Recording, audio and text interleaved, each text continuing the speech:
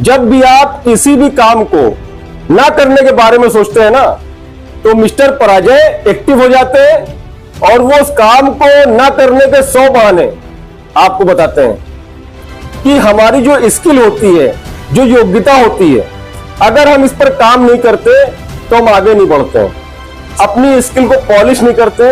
और याद रखिए, अगर आप अपनी स्किल को पॉलिश नहीं करते हैं, वो धीरे धीरे उसकी चमक खत्म हो जाती है। देखिए, नोकिया खत्म हो गया, बहुत सी ऐसी चीजें जो खत्म हो गई, हाथ वाली कढ़ाई वाली वो समझो खत्म हो गई, मशीन की कढ़ाई वो भी खत्म हो गई, कंप्यूटर मशीन का जमाना आ गया है। हम लोग एंड्रॉइड मोबाइल लिए हैं और अपने हाथ में पूरी दुनिया लेकर टहल रहे हैं। ये जो इंसान का दिमाग है, ये एक फैक्ट्री की तरह है और इस फैक्ट्री के अंदर 2 फोरमैन हैं। एक फोरमैन का नाम मिस्टर विजय है और दूसरे फोरमैन का नाम मिस्टर पराजय है। जब भी आप किसी भी काम को ना करने के बारे में सोचते हैं ना, तो मिस्टर पराजय एक्टिव हो जाते हैं और वो उस काम को ना करने के 100 बहाने आपको बताते हैं।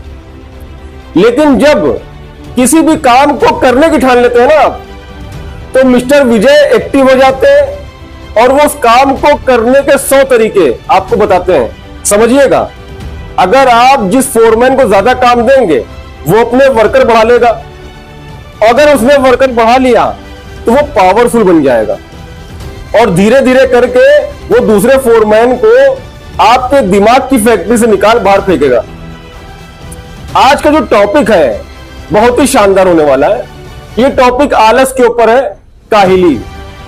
एक छोटी सी कहानी के माध्यम से हम और आप समझेंगे कि हमारी जो स्किल होती है, जो योग्यता होती है, अगर हम इस पर काम नहीं करते तो हम आगे नहीं बढ़ते हैं। सपोज कीजिए कि एक बच्चा पैदा हुआ। अब पैदा होने के साथ में उसकी लर्निंग शुरू हो जाती है। वो चलना सीखता है, वो बात करना सीखता है, वो हंसना सीखता है, हर तरीके से वो सीखता है और सीखते सीखते आगे बढ़ता है। फिर पढ़ाई लिखाई चलती है, फिर कामकाज चलता है, फिर बिजनेस चलता है, जॉब चलती है और फिर वो दुनिया के लोगों को समझने के लायक बनता है और फिर शादी होती है, बच्चे होते हैं, यानी पूरी जिंदगी वो सीखता है। लेकिन अगर इंसान ना सीखे तो क्या होगा? उसकी योग्यताएं कम होने लगेंगी। मिसाल के तौर पे अगर आप किसी कमरे के अंदर अपने आप को 3 साल के लिए बंद कर लीजिए, तो हमको लगता है कि 100% आप उतनी स्पीड से नहीं दौड़ पाएंगे जितनी स्पीड से आज दौड़ते हैं। तो छोटी सी कहानी है, कहानी को शुरू करते हैं।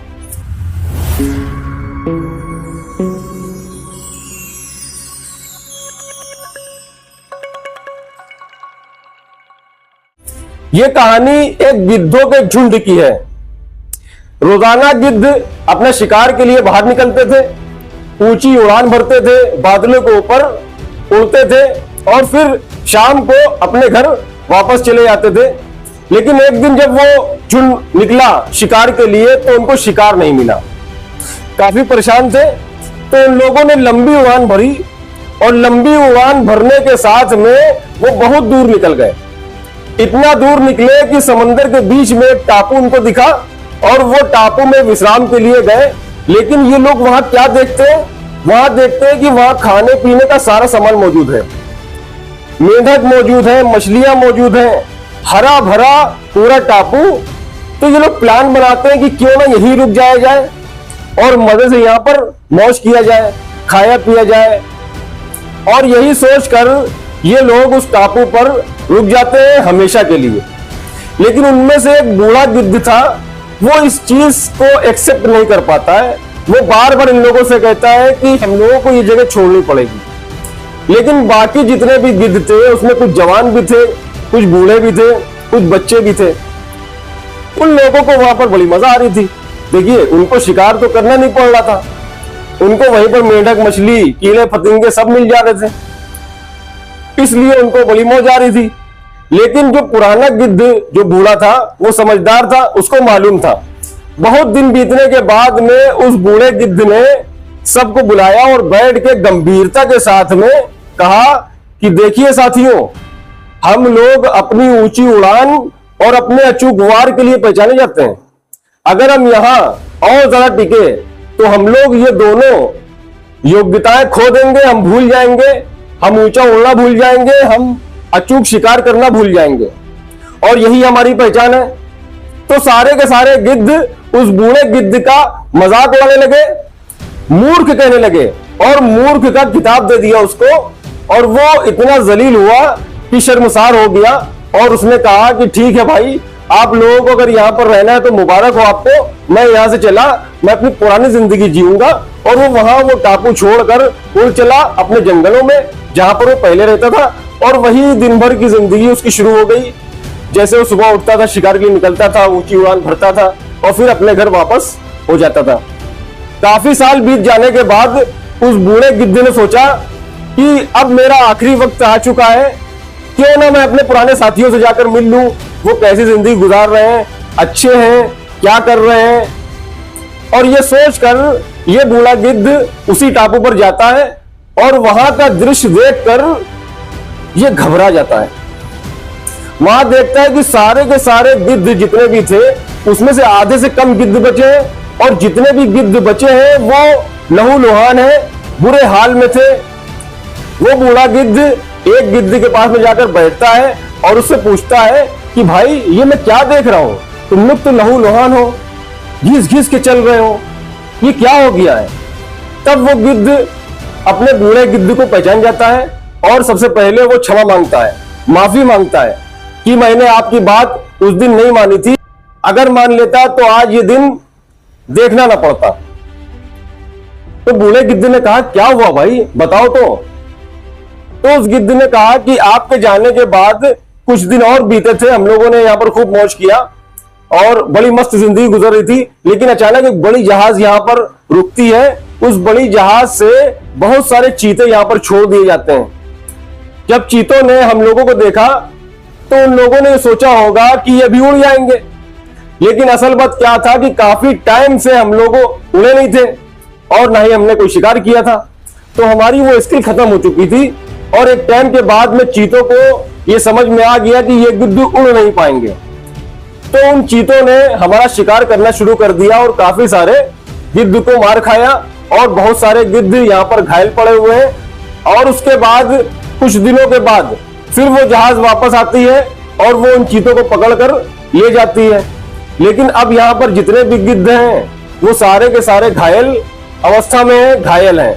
अब वो ना उड़ सकते हैं, ना ही शिकार कर सकते हैं, बस मरने का इंतजार कर रहे हैं। और ये बूढ़ा गिद्ध उन लोगों को देखकर सिर्फ अफसोस कर सकता था, और अफसोस करता हुआ वो वहां से उड़ चला अपने पुराने घर की तरफ जहां वो रहता था। कहानी तो यहां पर समाप्त हो जाती है, लेकिन इस कहानी में बहुत सारी सीखें हैं। लेकिन एक बहुत बड़ी सीख कि हम लोगों को सीखते रहना चाहिए। असल बात क्या होता है कि हम लोग अपनी करंट जॉब में या बिजनेस में इतना मशगूल हो जाते हैं, यूं कहें कि हम लोग कंफर्ट जोन में चले जाते हैं। एक सैलरी हमारे पास में आती है और हमारे खर्चे बिल्कुल बंधे हुए रहते हैं। हम आगे कुछ सीखते नहीं है, कोई किताब नहीं पढ़ते हैं, कोई ट्रेनिंग प्रोग्राम अटेंड नहीं करते हैं, अपनी स्किल को पॉलिश नहीं करते हैं। और याद रखिए, अगर आप अपनी स्किल को पॉलिश नहीं करते हैं, वो धीरे धीरे उसकी चमक खत्म हो जाती है। जैसे आप अगर दौड़ना बंद कर दें तो आगे चल के जब आप दौड़ेंगे तो आपको दौड़ने में प्रॉब्लम होगी। होता है, कुछ लोग, नए लोग जो होते हैं, कभी कभी जिम में जाते हैं, और जिम जब पहले दिन करते हैं तो जब वो नहाते हैं तो उनका हाथ पीठ के पीछे नहीं जा पाता है। क्यों? क्योंकि उनको उसकी प्रैक्टिस नहीं थी। धीरे धीरे प्रैक्टिस हो जाती है और वो जिम करने में सक्षम हो जाते हैं। अब आपका दिमाग है, अब दिमाग का अगर आप इस्तेमाल नहीं करेंगे तो क्या ये बढ़ेगा? और दिमाग का भी एक काम होता है कि जहां पर आप काम कर रहे हैं उसी के बारे में सोचता है। कभी कभी ऐसा होता है कि हम लोग अपने अंदर कोई नई स्किल पैदा नहीं करते, नई चीज सीखते नहीं है, तो जब मार्केट की कंडीशन बदलती है तो हम लोगों को बहुत बड़ी प्रॉब्लम होती है। फिर हम लोग क्या करते हैं? हम लोग अपनी प्रॉब्लम का कसूरवार किसी दूसरे को ठहरा देते हैं।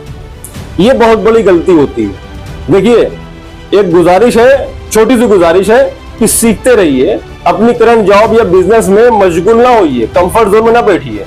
मार्केट की कंडीशन चेंज होती है। देखिए, नोकिया खत्म हो गया, बहुत सी ऐसी चीजें जो खत्म हो गई, हाथ वाली कढ़ाई वाली वो समझो खत्म हो गई, मशीन की कढ़ाई वो भी खत्म हो गई, कंप्यूटर मशीन का जमाना आ गया। हम लोग एंड्रॉइड मोबाइल लिए हैं और अपने हाथ में पूरी दुनिया लेकर टहल रहे हैं।